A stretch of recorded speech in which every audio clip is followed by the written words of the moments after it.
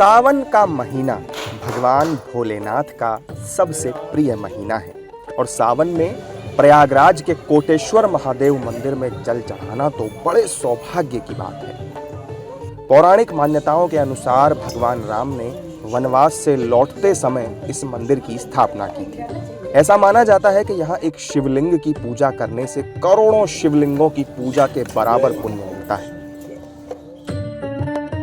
इसलिए इनका नाम क्योंकि कोटेश्वर करोड़ तो कोटेश्वर महादेव के नाम से जाने जाते हैं। और ये सावन मास के महीने के शुक्ल पक्ष की अष्टमी के दिन इनकी स्थापना हुई भगवान राम के कर कमलों द्वारा।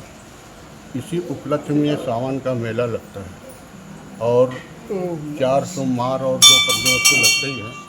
इसके अलावा ये जो स्थापना दिवस के रूप में जो नाग पंचमी के तीसरे दिन अष्टमी पड़ती है वो स्थापना दिवस के रूप में भव्य मेला, बहुत बड़ा मेला सब। अब इनका महत्व तो ये है कि श्री कोटेश्वर महादेव हैं। अगर आप 1 लोटा जल चढ़ाते हैं तो समझ लें करोड़ लोटा जल का फल प्राप्त होता है, ऐसी मान्यता है।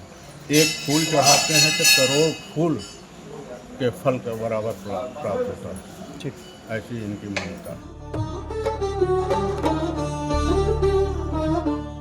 कोटेश्वर महादेव मंदिर शिव भक्तों के लिए बड़ा पवित्र स्थान है। महाशिवरात्रि और सावन के महीने में भक्त यहाँ विशेष पूजा अर्चना करते हैं। मंदिर में आए श्रद्धालुओं ने बताया कि इस मंदिर में 1 लोटा जल चढ़ाने से सारी समस्याओं का हल निकल जाता है। इस मंदिर में खुद भगवान राम का वास माना जाता है। मंदिर का तो इतना महत्व है कि त्रेता युग समझिए रामचंद्र जी जब भरद्वाज ऋषि के पैर छूने गए तो उन्होंने पैर नहीं छुआ। उन्होंने कहा कि आपको ब्रह्म हत्या का पाप लगा है, तो उन्होंने यहीं आकर यही कोटेश्वर महादेव को स्थापित किया और उसकी पूजा अर्चना की और फिर उसको सब में एक में समेट दिया, वही कोटेश्वर महादेव। जितनी आपकी श्रद्धा होगी, जितनी आपकी भक्ति और जितना आपका विश्वास भोलेनाथ के प्रति होगा उतना फल आपको मिलेगा। हम तो कम से कम 40 साल हो रहा है। और महाकाल भोलेनाथ का मेन सावन का दिन है, पर्व चलता है। माँ गंगा के तट के किनारे कोटेश्वर महादेव भगवान स्थापित, जो प्रभु श्री राम के द्वारा स्थापित किए गए हैं।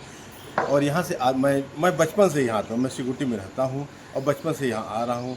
मैं गंगा जी से तट पे जाता हूँ, 1 लोटा जल लेता हूँ, प्रभु के श्री चरणों में शिवलिंग में अर्पित करता हूँ। यहाँ मतलब सावन में इसका महत्व बहुत ही बढ़ जाता है। उसे श्रद्धालु यहाँ पढ़ने जाते हैं, लेकिन सावन में यहाँ विशेषकर बहुत महत्व है। यहाँ बहुत भीड़ इकट्ठा हो जाती है तथा सावन महीने में सिकुटी का मेला भी लगता है यहाँ पर।